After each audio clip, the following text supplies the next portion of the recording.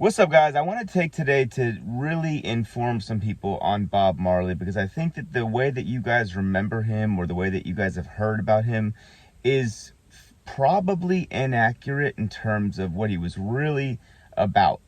He didn't do many interviews, but there's one interview I'm going to show you today, a few clips of it, it really, to me, summarizes what he was really about. And before I get into that, I'm going to tell you, when he was 35 years old, my age, it was confirmed by a doctor that he had cancer, I guess, in his toe. And they suggested amputating one of that toe, and it would have most likely gotten rid of the cancer. Bob Marley, being a man of faith in the Rastafarian faith, and really entrenched in that faith, it's a sin to amputate your body. Imagine that in 2023. Imagine what his stance would be on that today. Anyways, he said because of that, he would not do it. And he would risk dying of cancer. And ultimately he did. I think it was about less than a year later, he dies with that certain type of skin cancer that began underneath his toenail. So there are conspiracy theories about how he got that cancer. I don't really know much about them, so I'm not really going to talk about that. But the point I'm making today is I want us to look back and remember Bob Marley for what he really was, which in my opinion is a revolutionary. You don't have to be a Rasta. You don't have to smoke weed to see these things. I think that'll be clear by the time this video is over. So let's check out the first clip, and let's check it out now. Why these people who want to do so much good for everyone, who call themselves governments and this and that, why them say you must not use the herb? You see? And we check that and we can't find, we just see them just say, no, you mustn't use it because it make you rebel. Against what? Against men who won't crave, because them crave for the things like say, them have some material things and them want to captivate your mind and tell you, say, well, you have to work and put you on pension and him keep it all. So herb make you look for yourself, and instead of you want to work for the man, you want to be one of the man too. Not in the sense of how him is, but in the sense of why should you have to bow to these things. So I think you could respect what Bob was saying there. He's basically saying, first of all, I love how he says, why do these people that call themselves governments and this and that, right? Like, they call themselves governments. Like it doesn't even register in Bob Marley's mind in terms of, like, he doesn't acknowledge a government, right? He serves God and God only. So for him, it's like, you calling yourself government, that's great. I don't care. But why do they say you must not use the herb? Again, you don't have to smoke weed to understand that weed makes you think, right? And that's not what the government wants you to do. They don't want you to think. So like a lot of times today, conservatives will say, yeah, that's why they're pushing marijuana. No, they're not pushing marijuana even today. They're pushing drugs, sure. They're pushing alcohol, definitely. But I don't think they're really pushing marijuana. I think that, yeah, they're cool with it as long as it's used in a manner in which it's like party style or with other drugs or, things of that nature. But they're not really pushing marijuana. They don't want a bunch of free thinking people, in this country and really in the world. They don't want that. So that's why, to me, I would agree with Bob Marley here. The second clip, let's check out the second clip now. What about alcohol? Alcohol make you drunk, man. It don't make you meditate. It just make you drunk. When you drink alcohol, you don't meditate. You're more get-headed. Herb is more a consciousness. Alcohol makes you drunk.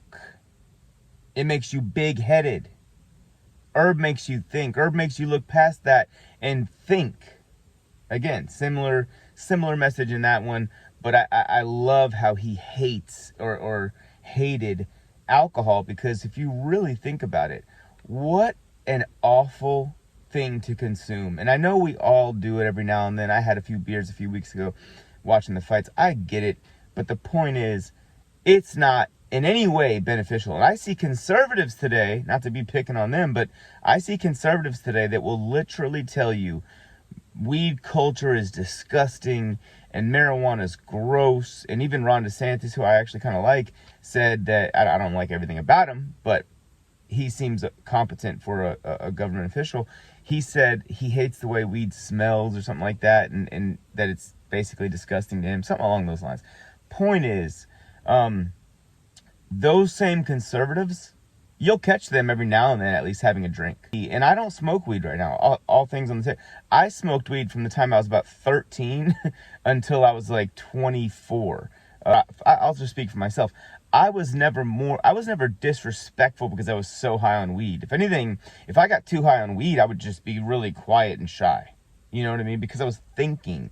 And oftentimes you would overanalyze on weed as opposed to alcohol, where you completely don't give a shit. You just talk, you just blurt out whatever. That's why a lot of times you wake up the next day after drinking and you're like, fuck, I said what?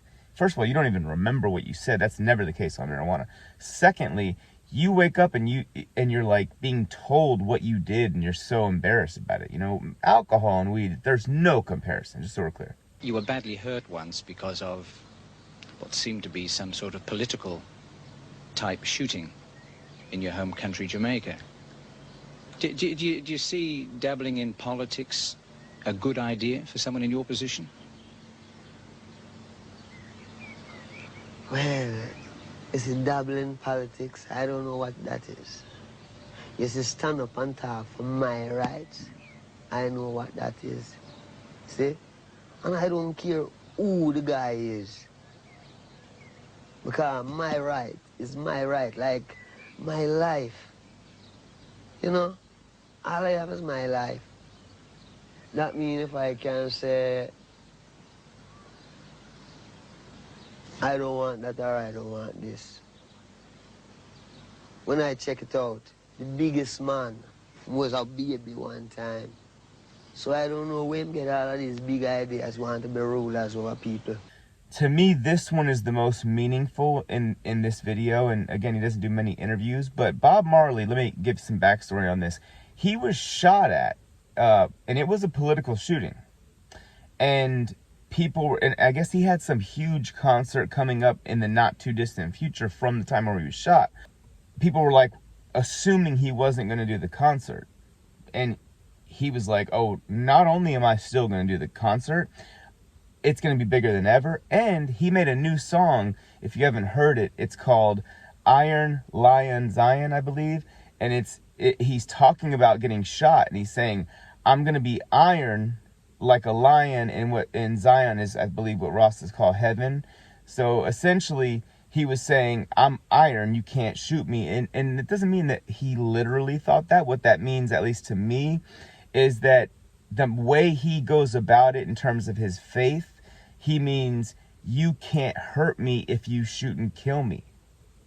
Do you understand? Because to me, that you're just sending me to my maker, but what you're not going to do is turn me into a coward. What you're not going to do is shut me up and not let me get my message out because you think it's too political, or because you don't think it's good to help you keep control over the masses of people. It's funny because Andrew Tate's 36, Bob Marley died at 36. These two guys at the similar time period in their lives have certain things, not everything of course, but they have certain things very much in common. And it's interesting to me how they were both, to a certain degree, silenced, and you could argue whether it was more silenced than you initially think at the time. But the point is, they were definitely both encouraged to be quiet, and so far neither one of them has. And you see there are certain consequences that both had to deal with. And so I love the other thing he said there which was the biggest man was a baby one time. So where do they get all these big ideas of wanting to be rulers over people? Such a good, to me, it's such a good line. It's so true. Like, people today in 2023, and this has been going on for several years now, they look at Donald Trump like he is the savior. I mean, he's even been coined that by the conspiracy QAnon and stuff like that. And to me, anytime you put a human being on that kind of a pedestal where they're your savior, you are going to be disappointed. So a lot of conservatives, they may not admit it because they're so much wrapped up into the cult mind. They look at Donald Trump like he's the complete and utter savior, and then he disappoints them by coming out and really endorsing and quadrupling down on a gene therapy that doesn't work, right? So to me, I think that is it just goes back to the message of Bob Marley. Like, Donald Trump at one point in time, not even a lifetime ago, was laying in a crib with a diaper on about 24 inches long as his entire body, head to toe, being a complete baby, right? This guy that you idolize and think can do no wrong and is saving the world was a baby, right? So was I, so were you. And so it again, I think, as if almost every single message Bob Marley ever portrayed, it goes back into, like, don't idolize humans. Humans are imperfect. Look to God for those types of things, right? If you want to put your faith in something that's really not going to disappoint you, look to God. That's my opinion, and really everything that Bob Marley says in this interview. I didn't play the whole thing. I just took a few pieces of it. But man, this dude, it's so annoying to me when, like, lazy weed smokers will they'll have like a Bob Marley poster in their room, and they just think like dude, just because he smoked weed and you smoke weed, you probably don't have much else in common with him if you're a lazy glutton. You know what I mean? If you're just a lazy, gluttonous coward that is I guarantee you he wouldn't be vaccinated today. Bob Marley wouldn't cut his toe off to almost guarantee remove cancer. He would not be vaccinated. Another thing people don't know about Bob is that song, we've all heard it, I Shot the Sheriff. He literally shot the sheriff. That's not just a song. I shot the sheriff, but I did not shoot the deputy. He shot the sheriff in self-defense. I believe it was on his own property, and he went to jail for some time fighting this, but they were trying to accuse him of also shooting the deputy, which he did not do. And he maintained he didn't shoot the deputy, and I believe he was eventually found not guilty in that. I don't know how court works in Jamaica, but he was basically let go, and they acknowledged that he didn't actually shoot the deputy. So that's cool. But a lot of people don't know that he really did shoot the sheriff, you know, and so I believe it was because he was like planting marijuana on his property, and the sheriff came there and basically tried to shoot him. I don't exactly remember all the details of this. There was a time where I knew this. This video that I'm showing you guys today, I first saw it and discovered it in my early 20s, and so like well over 10 years ago, and it really shaped a lot of the viewpoints I have to this day. Like, to me, Bob Marley, the thing that people don't discuss, because I think he would be more favored on the left today than the right, but the funny thing is none of his core beliefs or what he was about would fly with left-wing people today. Like, for example, I'm convinced he would have not taken the vaccine, right? And he would have not taken that vaccine no matter what. You know, there are some people out there, like I even have relatives like this, that were like, dude, I had to because of my job. You know, it's a good job. I had to take like, you could have tortured Bob Marley. You're not getting him to willingly allow you to inject that into his body. That's just my opinion based on everything I've learned about him. And also, to me, just overall freedom, being able to do what you like the dreadlocks, for example, they didn't go over well in terms of, like, you know, how people in positions of power viewed Bob Marley at the time.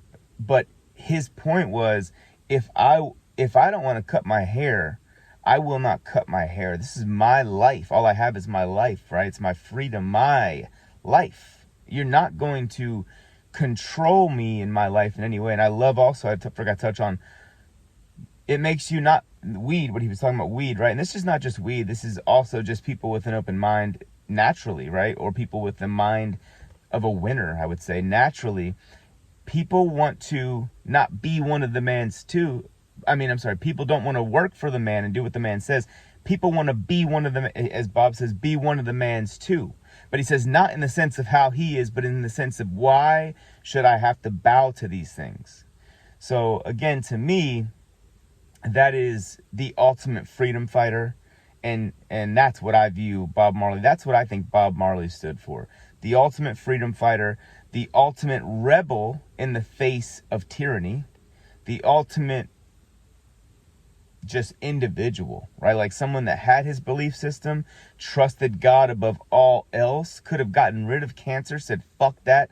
That would be me betraying God, and I will not be a tyrant to my Lord, because to me that's a sin, and obviously it was a pretty bad sin if he were, you know, to literally let himself die with children at age 36. So yeah, he did. I mean, I believe he tried to like fight the cancer with some kind of a diet, and he tried for almost a year to do that. It obviously didn't work. And so he died. But I guarantee you this, look, man, Bob Marley lived a very full 36 years of life. He stopped performing only not even a year. I think it was like not even a year before the cancer ultimately killed him. Like he finally realized, he was jogging, I think in Central Park or something like that. He collapsed, and cancer was getting worse and worse and worse. And so finally he called off the shows, but I believe it was less than a year before he died. So, but yeah, Bob Marley, man, ultimate freedom fighter, someone that I consider to be a revolutionary, and someone that I respect very much. And I just wish more people would see him for what he is. So anyways, if you're enjoying the content, please subscribe and leave a comment. I'll talk to you guys in the next one. Peace.